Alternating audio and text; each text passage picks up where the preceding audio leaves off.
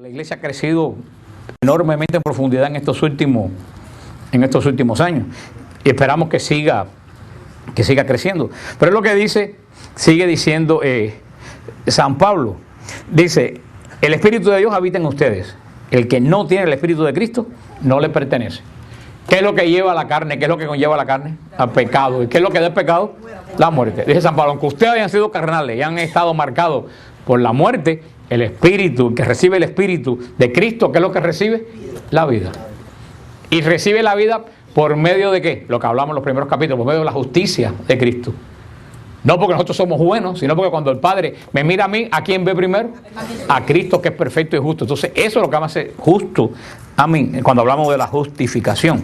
Dice en el versículo 11, y si el Espíritu de aquel que resucitó a Jesús entre los muertos habita en ustedes, aquel que resucitó a Jesús entre los muertos dará también vida a sus cuerpos mortales. Aquel que resucitó a Jesús de entre los muertos. Yo he oído a algunos protestantes decir que el Espíritu Santo resucitó a Jesús de entre los muertos. Y eso es un error. Aquí no dice, aquí dice, fíjate lo que dice. Y si el Espíritu de aquel que resucitó a Jesús de entre los muertos, aquel, el Espíritu de aquel, ¿de quién está hablando? De aquel. ¿Quién es aquel? El Padre. Dice, si el Espíritu del Padre que resucitó a Jesús, ¿quién resucitó a Jesús? El Espíritu. No, aquel, el Padre. Está hablando del Espíritu de aquel que resucitó. El énfasis no está en el Espíritu. El énfasis está en ¿quién? Aquel, el Espíritu de aquel. Ahora, fíjate, ¿cómo llama primero al Espíritu Santo? El Espíritu de Cristo. ¿Y ahora cómo lo llama? ¿Y quién es aquel? El Espíritu del Padre. Le está llamando ahora. Y si el Espíritu de aquel que resucitó a Jesús entre los muertos, ¿y quién es aquel? El Padre. Entonces primero dice el Espíritu de Cristo, ahora el Espíritu del Padre. ¿Por qué? Porque el Espíritu Santo, que es el dogma de la iglesia, proviene del Padre y del Hijo. Conviene que yo me vaya para que mi Padre les envíe el Espíritu Santo. Por eso es que decimos en el credo que procede del Padre y del Hijo.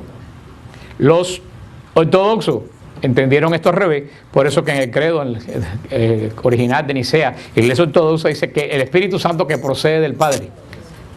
No dice, ellos no dicen que procede del Padre y del Hijo. Y eso fue una de las primeras controversias con la iglesia ortodoxa, porque ellos dicen, es una cuestión un poco enredada teológica, que ni se lo voy a explicar para no enredarlo más de lo que están, pero ellos dicen que el problema es que cuando se dice del Padre y del Hijo, se minimiza un poco el orden de Dios, que emana ¿de quién?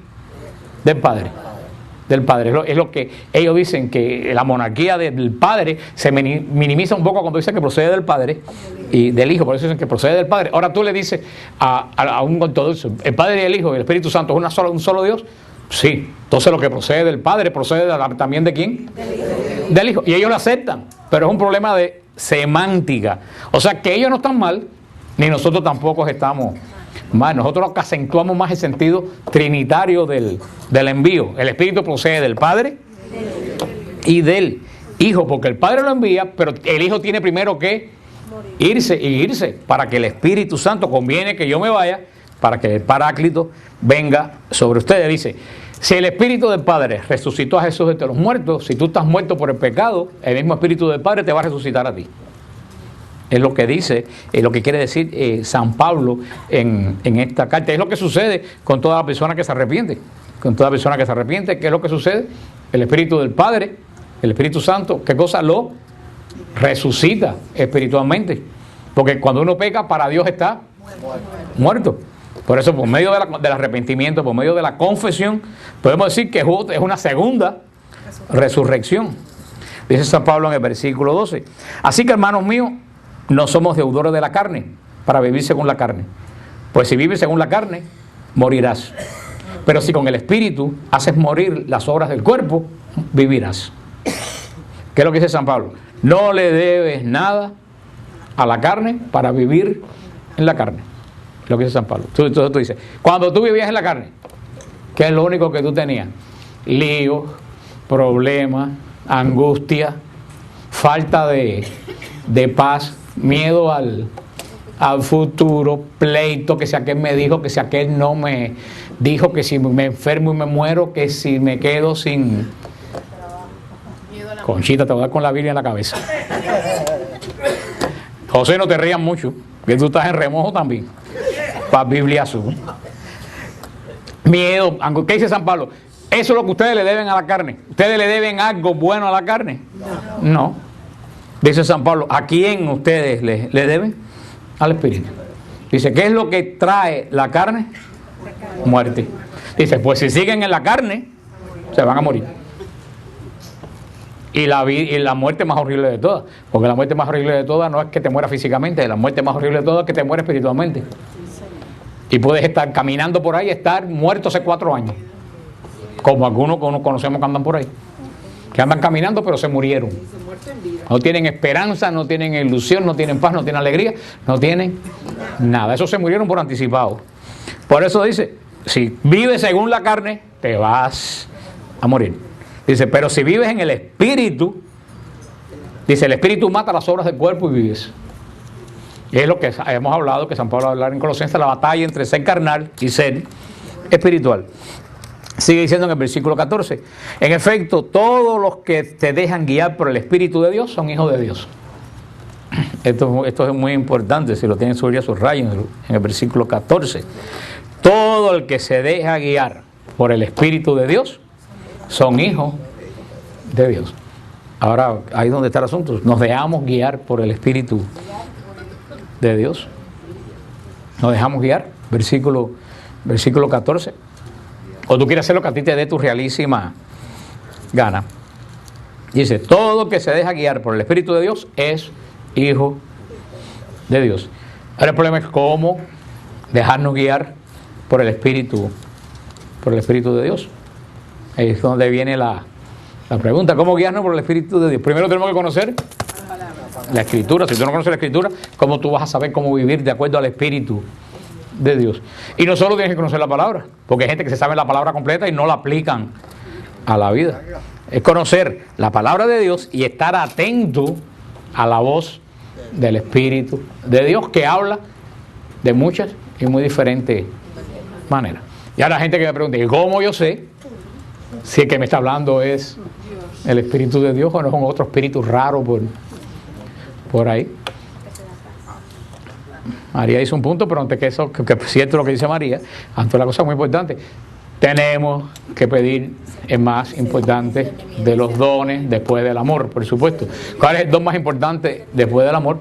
Discernimiento. Yo no entiendo que si un católico no tenga discernimiento, un cristiano que no tenga discernimiento, verdaderamente que no lo entiendo. Yo se lo digo a todo el mundo, hay que pedir, y no hay que ser carismático, porque los dones para todo el mundo.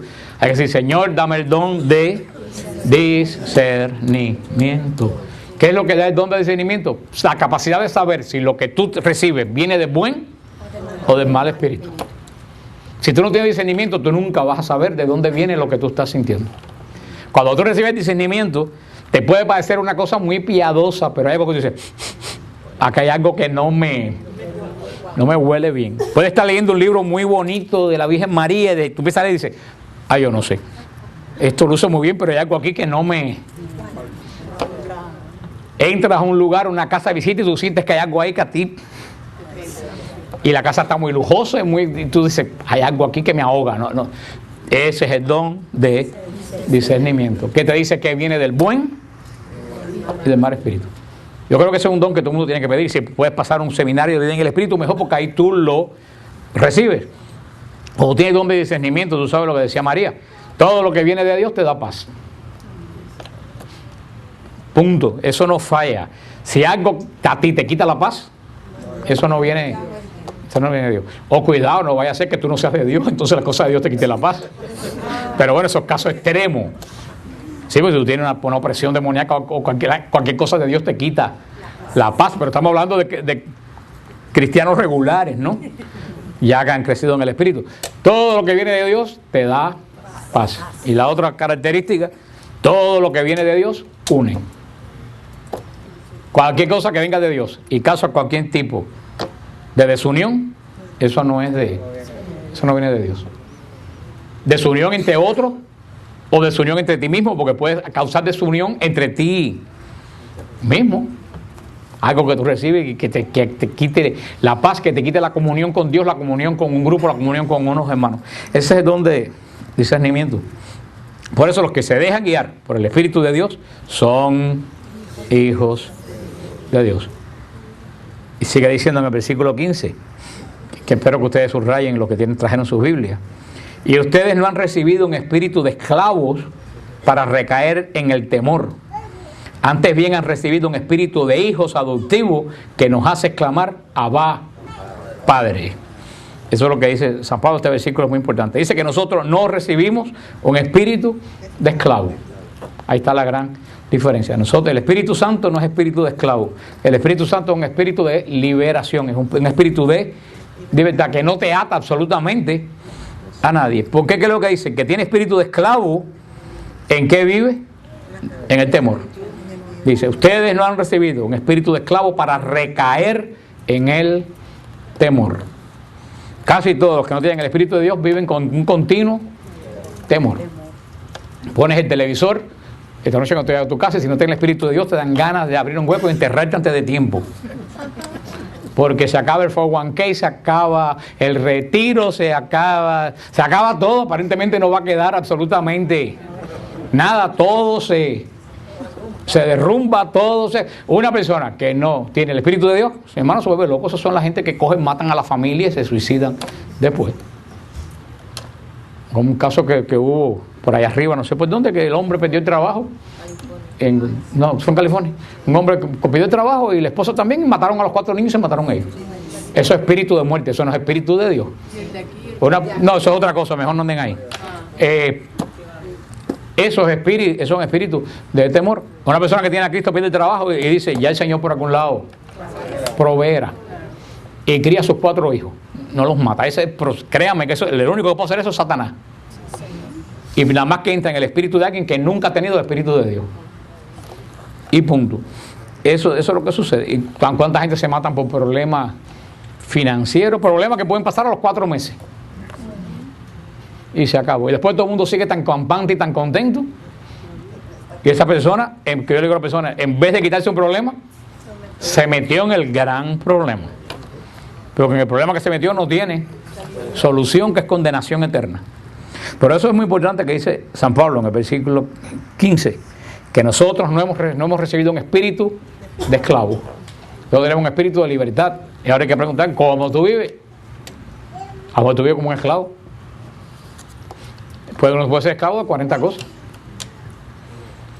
Esclavo del internet, esclavo del televisor, del gimnasio. No, yo no soy esclavo del gimnasio, yo voy al gimnasio, pero no soy esclavo del gimnasio. Yo cuando puedo voy, cuando puedo no voy. Y voy en mi hora de almuerzo. Pero hay gente que vive para eso. Exactamente. Yo puedo ir al gimnasio porque yo me mato trabajando para Cristo. Ahora, el que no trabaja para nada más mueve la lengua, ese no puede ir al gimnasio. Pero el que trabaja para Cristo puede hacer con su tiempo libre lo que le da su realísima gana. ¿Está claro? Y yo creo que a mí me pueden criticar de pesado, de los que le dé la gana. Ahora, nadie me puede decir que yo no me mato trabajando para Cristo.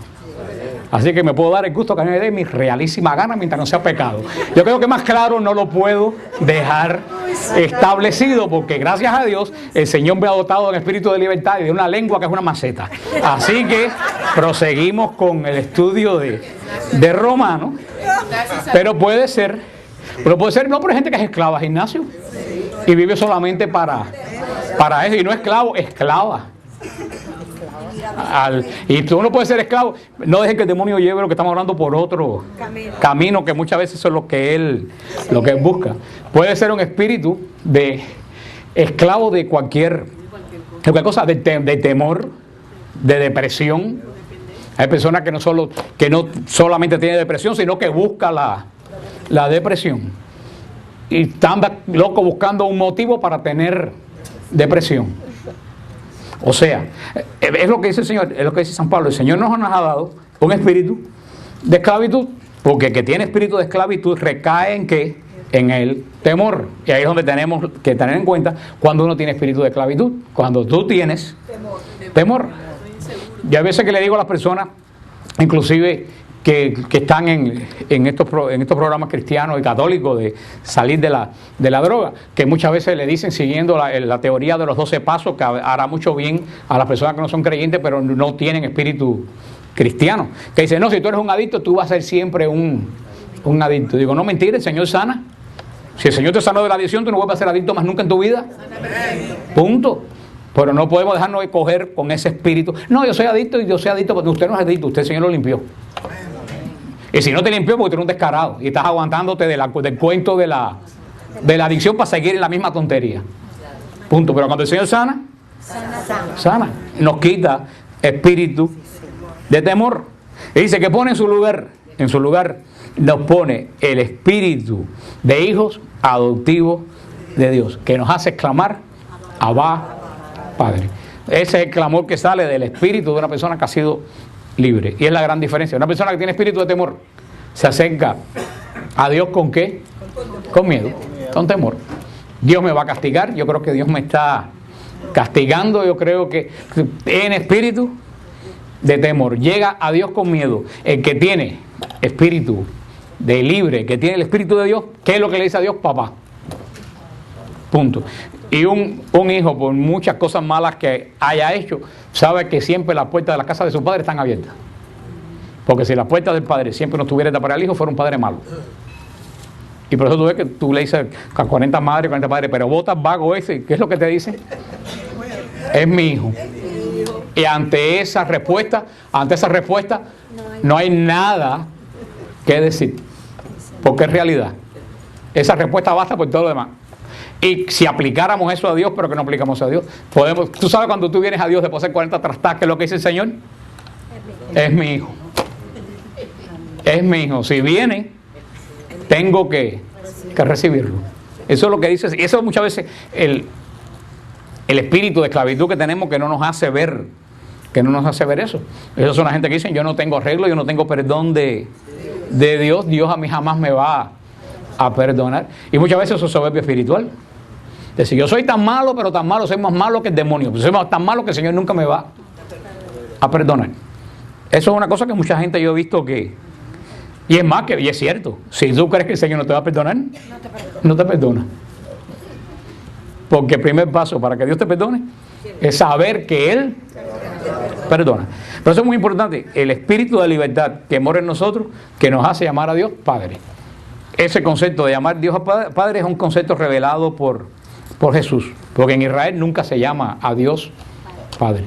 ¿Cómo se llama a Dios en Israel? Señor. No, ni Abba, para nada. Eso fue un concepto nuevo de Jesús. En Israel se le llama a Dios Señor. Punto. ¿Y cómo venían los israelitas a Dios? Con temor, con ofrendas, con sacrificios, con temor. Si ustedes leen todo el Antiguo Testamento, todo capítulo que tú lees del Antiguo Testamento, te das cuenta del temor de Israel hacia Dios. Era una relación con Dios, de la ira de Dios, el temor de Dios, el Dios que castiga, el Dios que era una relación de castigo y de temor. Jesús es el primero que se atreve en Israel de llamar a Dios Padre. A nosotros es muy común por el Padre Nuestro, porque llevamos muchos siglos llamando a Dios Padre, pero eso no era propio de la cultura judía. Por eso fue una innovación cuando Jesús en la oración que enseña llama a Dios Padre. En todas las oraciones de Israel comenzaba con la palabra Adonai, mencionando el nombre de Dios, pero como Adonai. Jesús comienza el modelo de oración cristiana no llamando a Dios Señor, sino llamándolo Padre. Y llamándolo de la forma Abba, que es como los niños llamaban a los padres, que vamos a decir papá o papi. Es como Jesús. Por eso los judíos dicen que lo querían matar, porque ellos decían, este hombre está llamando a Dios, que es su... Pero ¿de dónde nace eso? De la confianza que tenía Jesús, de que Dios verdaderamente era su Padre. Dice San Pablo, si tú tienes esa confianza en Dios, ese mismo espíritu de confianza puede venir a ti. Por eso, pero todo eso, ¿qué cosa es quién lo hace? ¿Qué es lo que lo hace? El Espíritu Santo de Dios. Por eso San Pablo dice continuamente, si tú estás bautizado, tú todavía no eres cristiano del todo. ¿Qué es lo que te falta? El Espíritu Santo de Dios. Y no recibirlo porque tú lo recibes en el bautismo. En el bautismo recibimos todo el Espíritu Santo, sino vivirlo, que es la gran diferencia entre recibirlo y vivirlo. Todo el mundo lo recibe en el bautismo, pero no todo el mundo lo vive. Esa es la gran tragedia de la Iglesia Católica, que tiene una masa gigantesca de millones de miembros que han recibido el Espíritu Santo en el bautismo, pero no lo viven. Y lo más triste de caso es que no mucha gente se lo recuerda. El Papa se aburre de decirlo, pero inclusive yo creo que mucha gente, y no sé, me atrevo a decir algo, que mucha gente en la iglesia que le tiene miedo al Espíritu Santo. Que le tiene miedo al Espíritu Santo. Hay gente que le tiene miedo al Espíritu Santo y por lo tanto lo rechaza. Y ese rechazo cae al movimiento carismático porque le tienen miedo. Porque saben que si algo transforma en la vida de uno cuando tú recibes al Espíritu Santo. Mucha gente tiene miedo de ser transformado porque sabe que tiene que dejar una pila de cosas detrás. Y ese miedo hace que rechacen el Espíritu Santo de Dios. Y por eso muchos grandes santos han sido rechazados, como San Francisco, Santa Teresa. Toda la gente que ha recibido el Espíritu Santo y lo ha manifestado, siempre ha habido un grupo de gente dentro de la misma iglesia que lo rechazan. Porque no están rechazando a la persona, están rechazando al Espíritu Santo. Y no están rechazando al Espíritu Santo porque no crean en Él. Están rechazando al Espíritu Santo porque sabe que el Espíritu Santo amenaza, ¿tú sabes qué cosa? Su comodidad. Hay muchas cosas que tienen que dejar detrás y recibe el Espíritu Santo de Dios. El Espíritu, dice que en el versículo 16, el Espíritu mismo se une a nuestro espíritu para dar testimonio de que somos hijos de Dios. Esto es muy importante. Dice San Pablo que el Espíritu mismo se une a nuestro espíritu. ¿Para qué? Para dar testimonio. ¿Por qué? Porque en Israel el testimonio válido era solamente de dos personas. No valía el testimonio de una sola persona. En Israel judicialmente se hace falta el testimonio de dos que coincidieran. Por eso es que dice San Pablo, aquí hay testimonio de verdad. ¿Por qué? Porque se une mi espíritu con el Espíritu Santo. Ya válidamente en Israel, dos espíritus que dan testimonio es válido. ¿Y de qué da el Espíritu Santo y mi espíritu? ¿De qué dan testimonio? A ver, de que somos hijos de Dios. Y si mi espíritu y el Espíritu Santo coinciden y dan testimonio de que somos hijos de Dios, ¿tú sabes lo que quiere decir? Que yo verdaderamente soy hijo de Dios. Y fíjense, lo dice San Pablo en el versículo 17. Y si hijos, también herederos. Herederos de Dios y coherederos con Cristo. Ahí que dice, donde está la parte importante, dice San Pablo, si el Espíritu Santo da testimonio con tu espíritu de que tú eres hijo de Dios, eso es lo que uno tiene que preguntarse. Da el Espíritu Santo testimonio conmigo de que yo soy hijo de Dios. Ojalá, porque a lo mejor tú crees que eres hijo de Dios, pero tú sientes que el Espíritu Santo te dice todavía te falta bastante. Porque a veces me dice, oh, yo soy un hijo total de Dios, pero algo dentro de ti te dice, todavía, busca aquí y busca aquí. Por lo menos el Señor, bueno, por lo menos estoy en el camino. Pero dice, si tú eres hijo de Dios, somos herederos. ¿Y herederos de quién? De Dios. Si somos herederos de Dios, dice San Pablo, somos coherederos con Cristo. ¿Qué cosa es un coheredero? Como dice Lucía, dos personas que comparten una misma herencia. Si alguno de ustedes tiene mucho dinero, muere y quiere dejarme parte de su herencia, me hace a mí coheredero, lo cual me vendría muy bien. Pero desafortunadamente no creo que aquí pise nadie de que tenga nada de dejarme herencia que a mí me interesa. A no ser que tenga misa María, que tenga algo escondido por ahí que yo no sepa. Pero coheredero es una persona que tiene la misma herencia que usualmente le deja una persona que tiene que donar. Por eso dice San Pablo, hay una herencia que yo comparto con Cristo de Dios. ¿Y cuál es la herencia que yo comparto con Cristo de Dios? Bueno, por supuesto, como dice María Marta, primero que nada, de hijo de Dios. Pero como hijo de Dios compartimos la vida eterna. Eso es lo primero que yo comparto con la herencia de Dios en la vida eterna. ¿Para qué tú quieres una pila de dones si te mueres y no lo puedes disfrutar? Eso es lo más importante de todo. ¿Para qué tú quieres que te deje una herencia? Como el Señor dice en el Evangelio, aquel que dijo, llené mis graneros, ahora voy a descansar. Y dice el Señor, insensato, esta noche te llevo. ¿De qué te sirve a ti ganar una herencia de millones de dólares si te mueres los 2 días? O sea, yo creo que, y por eso que la gente dice, bueno, que se gana la lotería, que le regalan algo, que tenga, ¿qué cosa? Salud para disfrutarlo. Y eso es lo más importante. ¿De qué te vale tener paz, gozo, alegría, todas las bendiciones del mundo si no tienes vida? Por eso la primera herencia que recibimos como coherederos de Dios en Cristo es la vida eterna.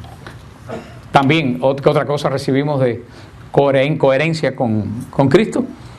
La resurrección de la carne. Cristo resucitó entre los muertos. Eso es nuestra esperanza. Y dice San Pablo, Cristo es el primero de todos los resucitados. Nosotros vamos a resucitar de una forma que no sabemos. También con Cristo compartimos no solo la vida espiritual, sino la vida, la esperanza en una vida física. Cristo ya resucitó, nosotros vamos a resucitar. Y justo ahora, y con todo lo demás, imagínate todo lo que Cristo, como Hijo de Dios, puede haber recibido de Dios. Todo eso nosotros también lo recibimos. Hijos como hijos adoptivos. Somos coherederos. Por eso tú puedes mirar en Cristo todo lo que recibió Cristo del Padre, y todo eso que recibió Cristo del Padre, tú lo puedes recibir. ¿Sí qué? Si eres coheredero con Cristo. ¿Y cómo entonces coheredero con Cristo? Si el Espíritu de Dios mora en ti. Fíjate que está toda la clave que San Pablo está dando vuelta. Dice, Cristo murió por nosotros, estás bautizado, pero te falta algo. Te falta vivir en el Espíritu Santo de Dios. Y no, que no venga con el cuento ese de que no, ya yo lo recibí en el bautismo, porque entonces que hiciste me cuento la viejita. Bueno, entonces que se te note. Porque si tú dices que tú tienes el Espíritu Santo de Dios, créeme, si hay una persona de la Trinidad que se nota, es el Espíritu Santo. El Espíritu Santo no se puede ocultar, porque el Espíritu Santo es transformador. Cristo te recibe aquí en la comunión y te transforma, pero es algo interno. La obra empieza del Espíritu, de adentro, pero el Espíritu Santo cuando cae es como un rayo, como que se te coja, como cuando le cogió Candela el pelo a María en el Santo Sepulcro, que todo el mundo lo notó. Así es el Espíritu Santo de Dios. Tú recibes el Espíritu, ¿por qué? Porque el Espíritu Santo se transforma ¿en qué? En carisma y en dones. Y los carismas se ven. Por eso es que el Espíritu Santo se nota enseguida que una persona lo recibe. Por eso que tú no vayas con el cuento, ya yo recibí el Espíritu Santo. Hermano, si yo estoy diciendo que lo reciba, tú sabes qué quiere decir, que a ti no se te nota. Si andas como un loco, si no tienes paz, si andas en bronca con todo el mundo, si andas con miedo de que te puede pasar esto, que te puede pasar aquello, si andas con temor, aunque tú digas que has recibido el Espíritu Santo, no se te nota. Y si no se te nota, hay 999 papeletas para que no. Estoy hablando de, no solo yo, no que no lo hayas recibido porque se recibe en el bautismo, que no lo dejes operar en tu vida. Porque cuando tú eres carnal, el Espíritu de Dios no puede operar en ti. Tú lo matas, tú lo frenas. El Espíritu Santo quiere actuar y tú le dices, no, para atrás. Para atrás. Por eso somos coherederos, eso es muy importante, de Dios y coherederos de Cristo. Por eso puedes hacer una lista de todo lo que Cristo recibió. Si recibió gloria, tú vas a recibir gloria. Si recibió paz, tú vas a recibir paz. Si Cristo hace milagros, tú vas a hacer milagros. Todo lo que recibió Cristo de su Padre, nosotros también lo recibimos. Dice en el final, si compartimos sus sufrimientos para ser también con Él glorificado. Yo no sé qué hacen los protestantes con esta última parte de la carta a los romanos, porque ellos continuamente andan diciendo, si tú eres cristiano ya tú no sufres más, si tú eres esa secta por ahí, pare de sufrir, tienen remedio para todo tipo de sufrimiento. E inclusive muchos cristianos pentecostales dicen, no, sabes que tú recibes a Cristo, ya tú estás en victoria, ya todo ya todo. Entonces, fíjate lo que dice San Pablo. Y hijos también herederos de Dios y coherederos con Cristo. Si compartimos sus sufrimientos, también con Él vamos a ser glorificados. Porque junto con la coherencia de Cristo, de bendiciones y de bienes que hemos heredado con la coherencia de Cristo, los sufrimientos de Cristo. Y si nadie llega a la resurrección, si primero no pasa por la cruz. Eso no le des más vuelta. Porque para resucitar, primero hay que morirse. Punto. Si tú no mueres, no resucitas. Por eso, dice bien claro San Pablo en Romanos 8:17. Si compartimos con Cristo sus sufrimientos, vamos a compartir con Él su gloria. Ahora es cuando verdaderamente tú tienes que ver, cuando lleguen los sufrimientos a la vida de uno, tiene dos posibilidades. Si recibe, que a todo el mundo viene, porque desafortunadamente el sufrimiento está ahí.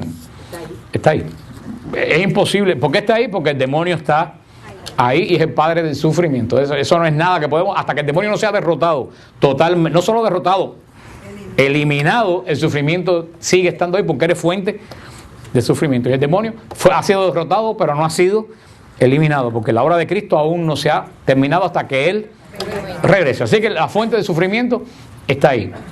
Y el 90% de las veces nosotros mismos somos fuente de nuestro sufrimiento.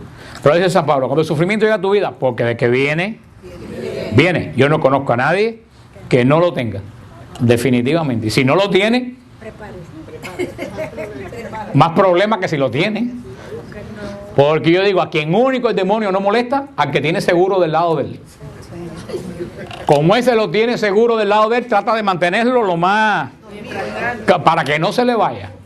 Mientras más problemas tengo, tú dices, seguro que estoy en el bando de los que están dando la batalla, porque si el demonio se toma tanto trabajo en molestarme, por algo debe ser. Cuando llegue el sufrimiento, de que llega, como les dije, tenemos dos opciones: o maldecir a Dios y morirnos espiritualmente, o unirlo a los sufrimientos de Jesús en la cruz para ser con Él glorificado.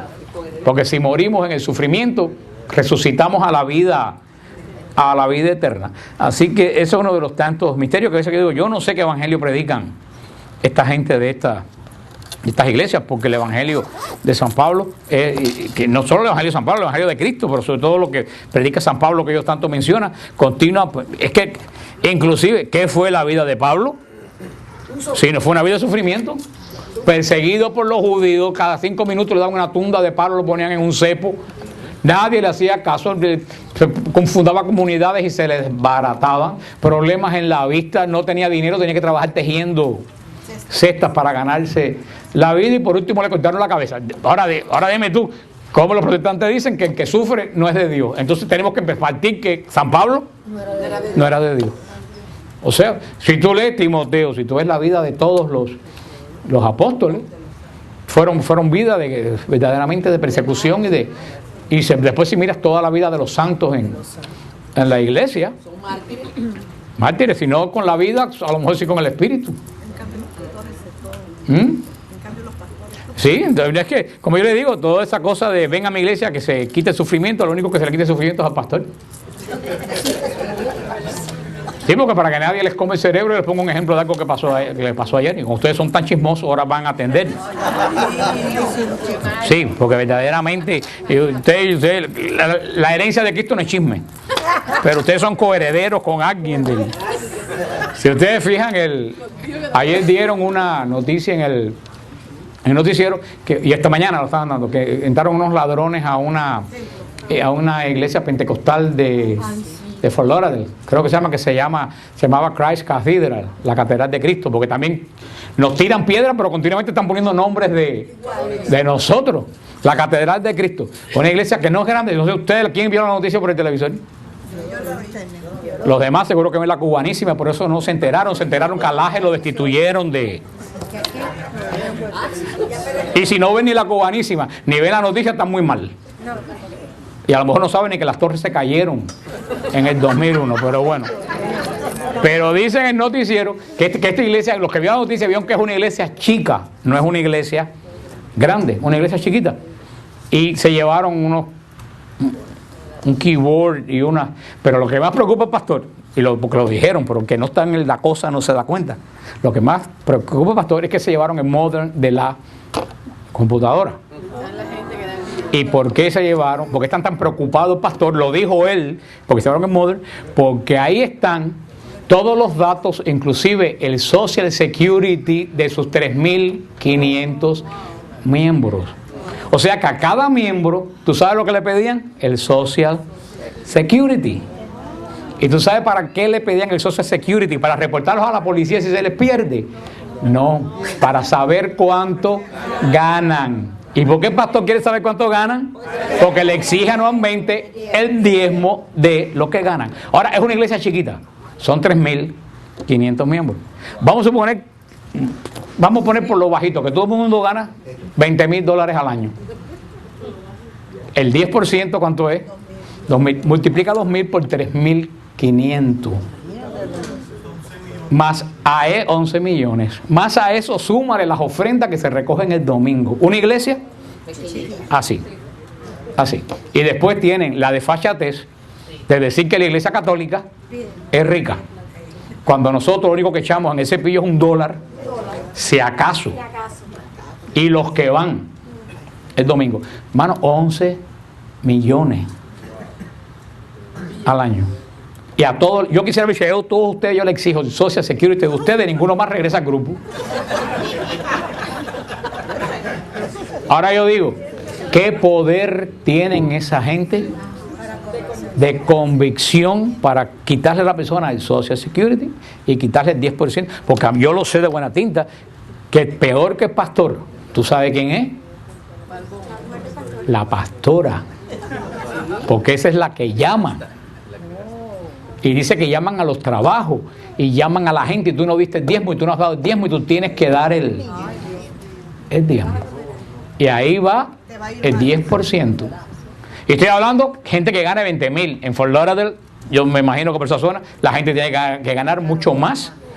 Y ahí no hay escape de que yo no tengo dinero en este mes. No, ahí es el 10, porque te dicen, cuando no tienes dinero es cuando más tienes que dar para que Dios te bendiga. O sea, yo le digo a ustedes eso para que nadie venga a ustedes después a hacerles cuentos. Y eso pasa en todas las esquinas de Miami. Eso pasa en todas las esquinas de Miami. Tenemos esa gente y después, vuelvo a decir, nos dicen, la Iglesia Católica es rica y nosotros nos tragamos la lengua y no sabemos cómo contestarle. Pero eso pasó ayer para que ustedes vean con un dato y para que vean que por una cosa fortuita yo me entero que esa gente no solo recordan el tiempo como Carlos con una libretica y un... Carlos, tú debes empezar a pedir el Social Security para empezar a llamar a la... Yo tengo que desgastarme aquí gritando que voy a cerrar el grupo para colectar $600 al mes. Tengo que amenazar que cierro el grupo y todo eso. ¿Sí? Y esa gente recoge 100 millones anuales. Un misterio espiritual que yo no acabo de entender, pero bueno. Y como siempre, para una sola persona, porque quien dirige esa congregación es una sola persona y él no tiene nadie por encima de él. Él no tiene superior que lo fiscalice, que le chequee la finanza porque está libre de tax y no tiene que presentar income tax. No tiene que presentar income tax, ni el gobierno puede exigirle revisión de ningún libro ni nada. Él es el dueño absoluto de eso que se está recogiendo, porque la Arquidiócesis de Miami y el Vaticano todos los años saca un estado de cuenta por asociaciones certificadas de contadores que no son de la iglesia.